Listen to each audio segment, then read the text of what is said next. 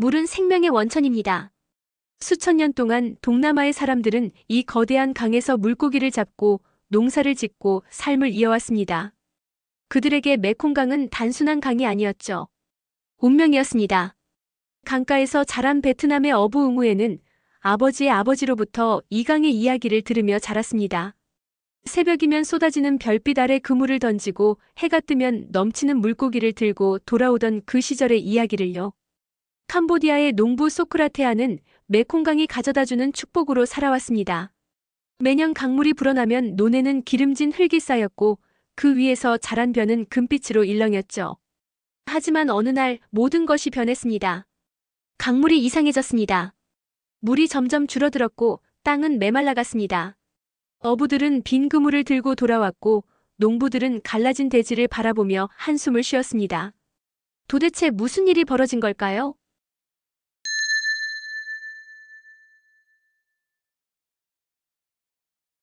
진실은 메콩강 상류에 있었습니다. 중국이 강을 틀어준 겁니다. 그들은 거대한 댐을 12개나 세웠습니다. 무려 470억 톤의 물을 가둬버렸죠. 상상해보시기 바랍니다. 서울의 아파트 100만 채를 물에 잠기게 할 수 있는 양입니다. 그 순간부터 동남아의 운명도 함께 갇혀버렸습니다.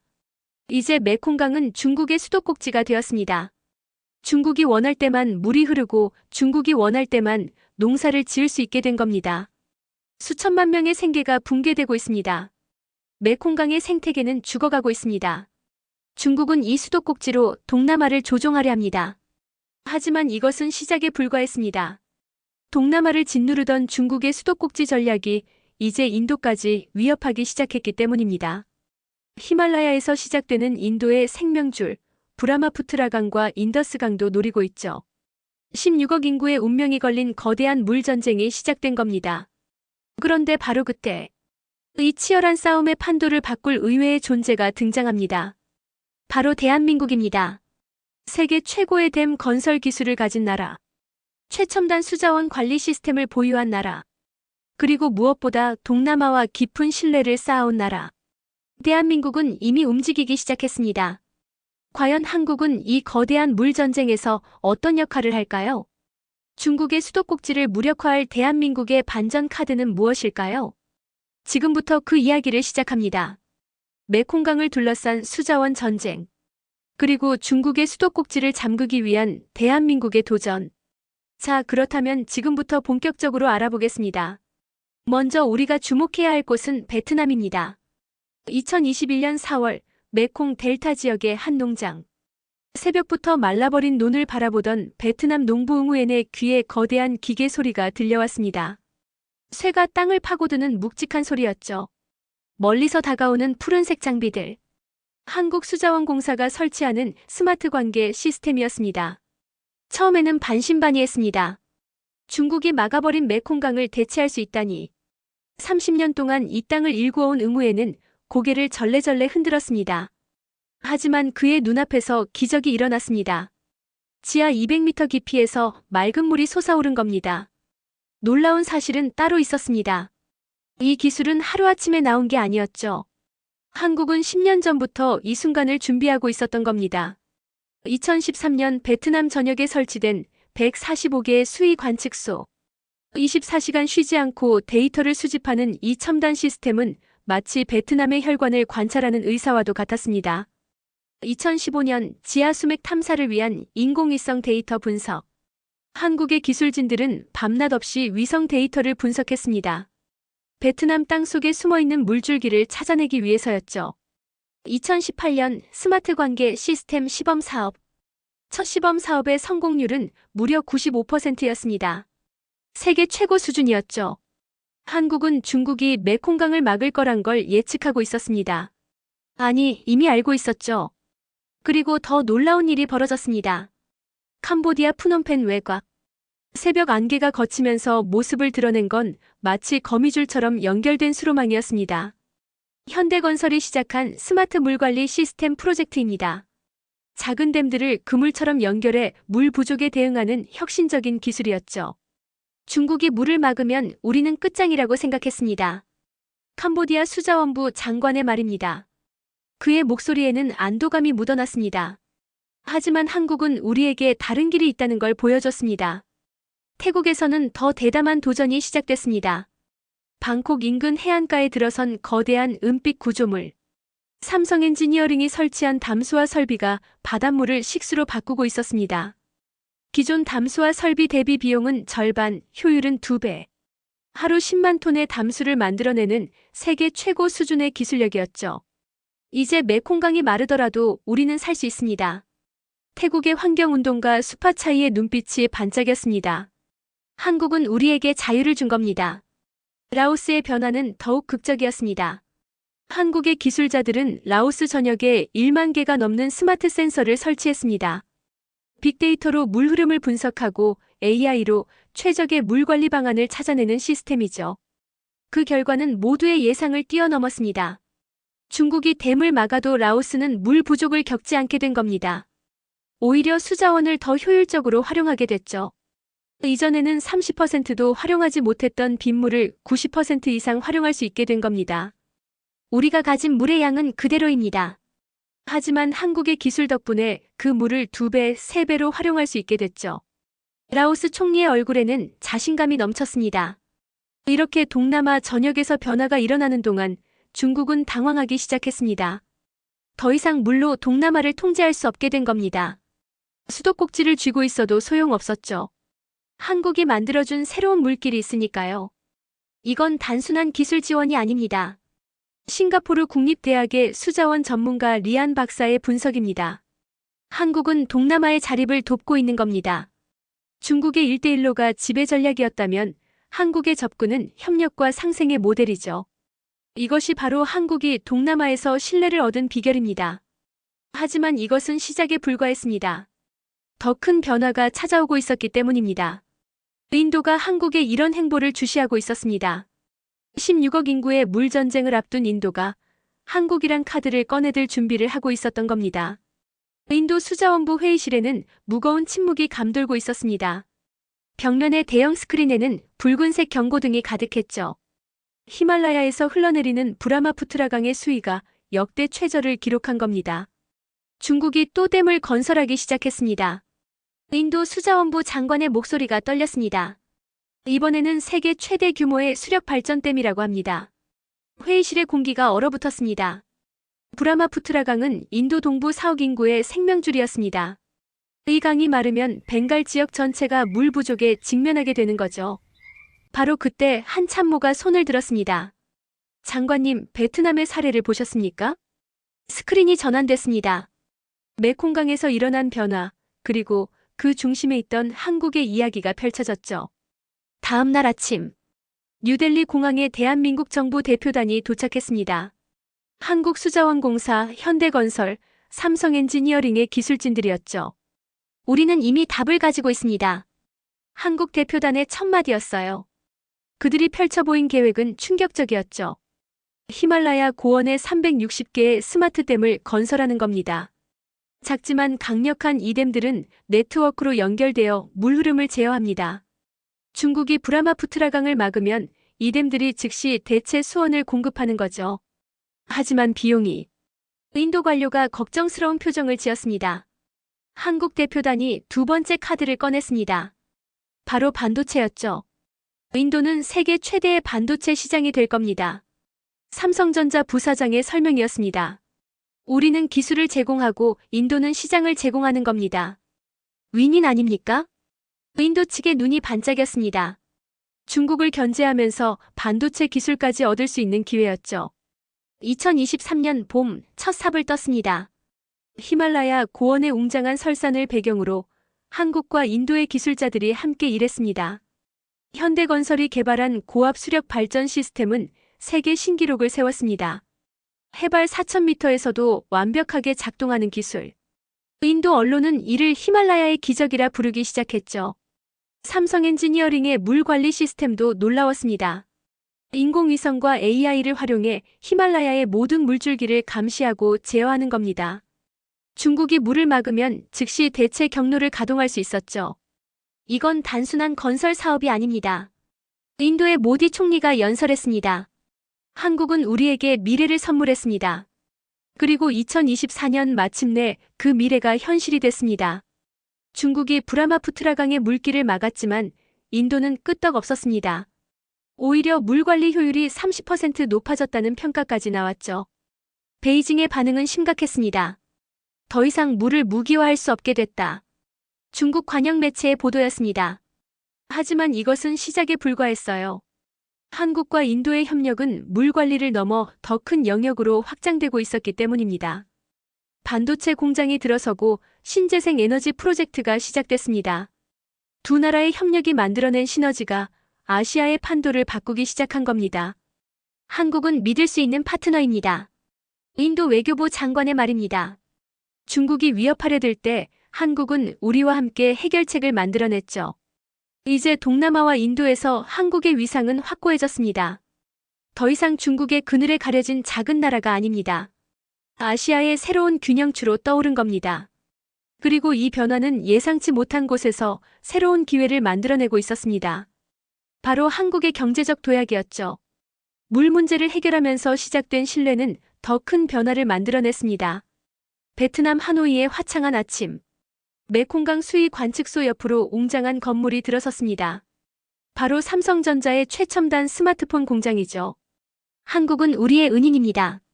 베트남 경제부 장관의 눈시울이 붉어집니다. 메콩강이 죽어갈 때 우리 곁에 있어준 건 한국이었죠. 그들의 기술이 우리의 강을 살렸고 우리의 미래도 살렸습니다. 그렇게 시작된 신뢰는 걷잡을 수 없이 커져갔습니다. 하노이 외곽의 넓은 들판.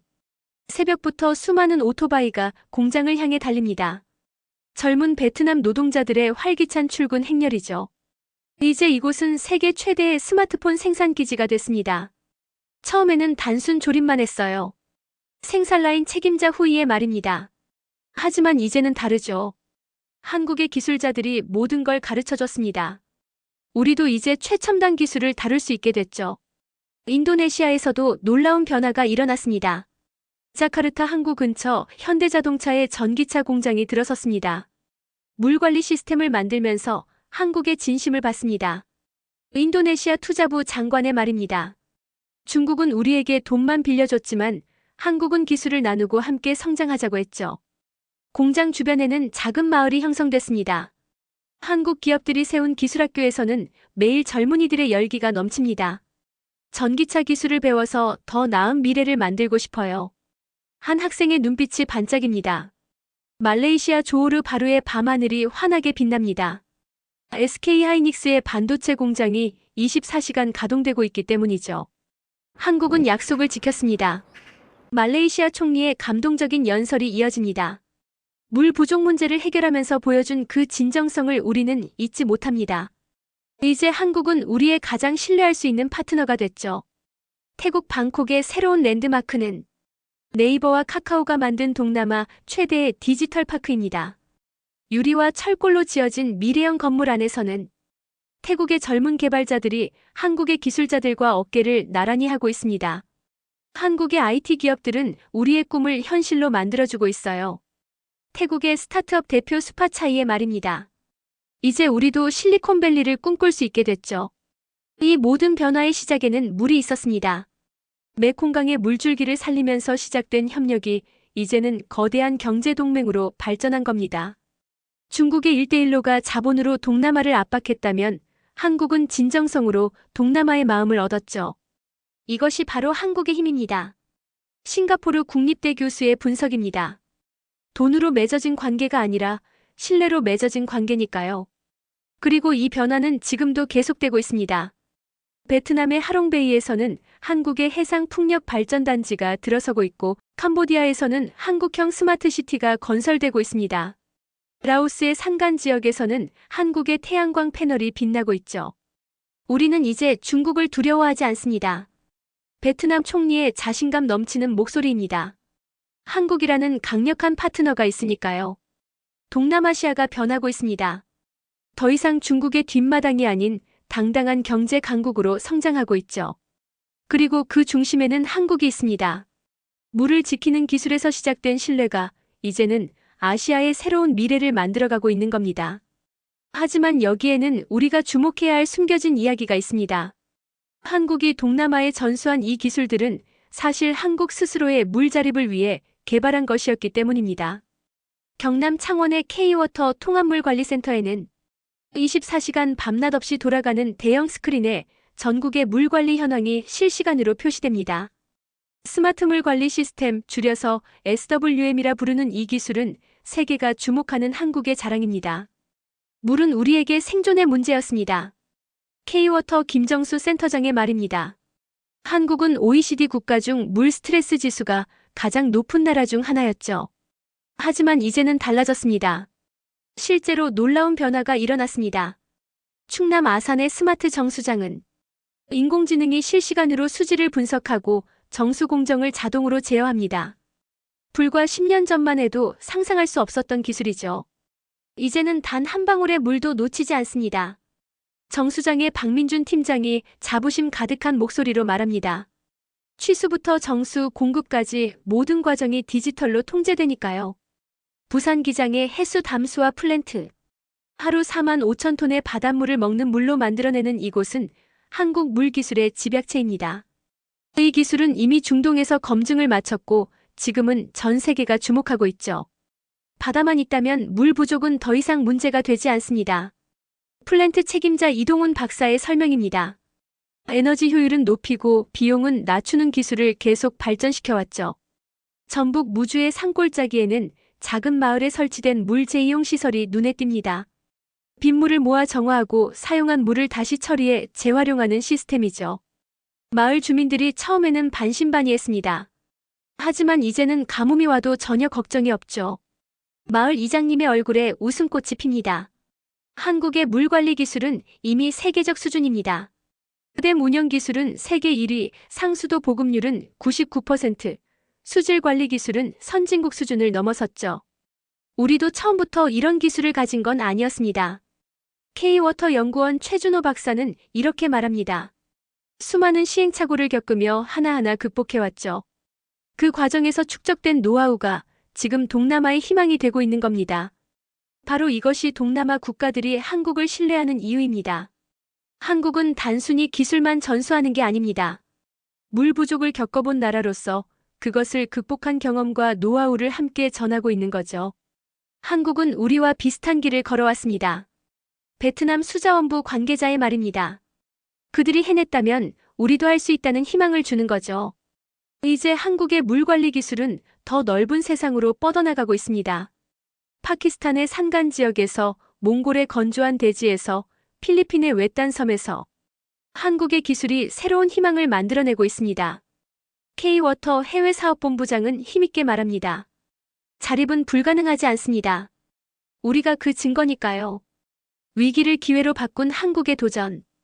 그 도전이 이제 세계의 새로운 희망이 되고 있습니다. 이제 아시아의 물 전쟁은 새로운 국면을 맞이했고, 그리고 그 중심에는 대한민국의 물산업 기술이 있습니다. 2024년 6월 싱가포르 마리나베이 샌즈 컨벤션 센터. 세계 최대 규모의 국제물산업 박람회 SIWW가 열리고 있습니다. 전시장을 가득 메운 세계 각국의 물산업 전문가들 사이로 웅성거림이 퍼져나갑니다. 한국관에서 시연 중인 스마트 워터 매니지먼트 시스템 때문입니다. K워터가 이끄는 한국의 물기업들. 그들이 선보이는 기술은 이제 세계가 주목하는 혁신의 표준이 되었습니다. 실시간 수질 모니터링, AI 기반 누수 감지, 스마트 물순환 시스템까지 모든 것이 하나의 플랫폼으로 통합되어 움직이는 모습에 전문가들의 눈이 휘둥그레집니다. 필리핀 민다나오 섬의 한 마을에서는 물 에너지 넥서스 사업이 한창입니다. 47억 원 규모의 이 프로젝트는 단순한 기술 수출이 아닙니다. 태양광 발전으로 물 펌프를 가동하고 이를 통해 농업용수를 공급하는 혁신적인 시스템으로 현지인들에게 일자리를 제공하고 지역 발전의 새로운 모델을 제시하고 있죠. 탄자니아의 건기에는 23억 원 규모의 불소 저감 사업이 진행 중입니다. 수십 년간 불소 오염으로 고통받던 주민들의 얼굴에 웃음이 돌아왔습니다.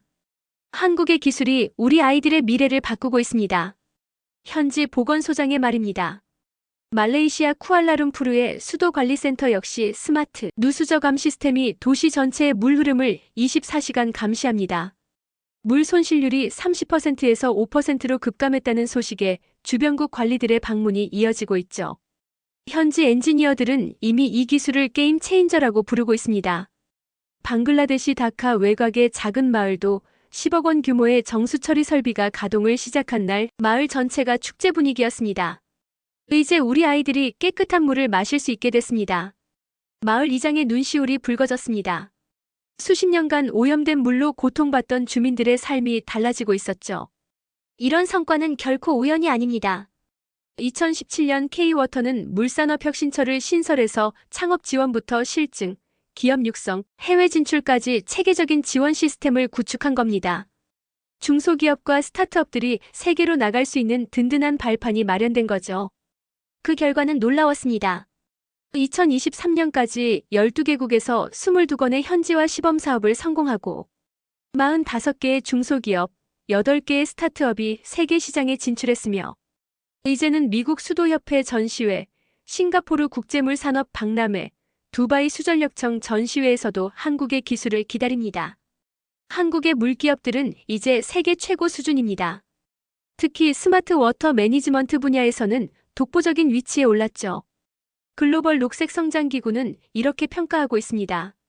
인도네시아, 말레이시아, 태국, 베트남, 동남아시아 국가들은 앞다투어 한국의 기술을 요청하고 있습니다. 한국 기업들의 기술 시연회가 열리는 날이면 현지 정부 관계자들로 장소가 가득 찹니다. 한국은 우리의 미래를 보여줍니다. 단순히 기술을 파는 게 아니라 함께 성장하는 방법을 알려주니까요. 베트남 수자원부 장관의 말입니다. 이제 한국의 물산업은 더 큰 도약을 준비하고 있습니다. 2024년 전 세계 6개 메이저 전시회 참가하고 2025년 더 많은 국가로의 기술 수출을 하며 물산업의 새로운 지평을 한국이 열어가고 있는 겁니다. K-워터 해외사업본부장은 우리의 기술로 전 세계의 물 문제를 해결하겠습니다 라고 말합니다. 작은 나라에서 시작된 기적. 이제는 세계의 표준이 된 대한민국의 물산업. 우리는 해냈습니다. 불가능을 가능으로 바꾸고 위기를 기회로 바꾸고 기술을 희망으로 바꾸는 기적을. 이제 대한민국은 또 다르게 세계 물산업의 새로운 기준이 됩니다.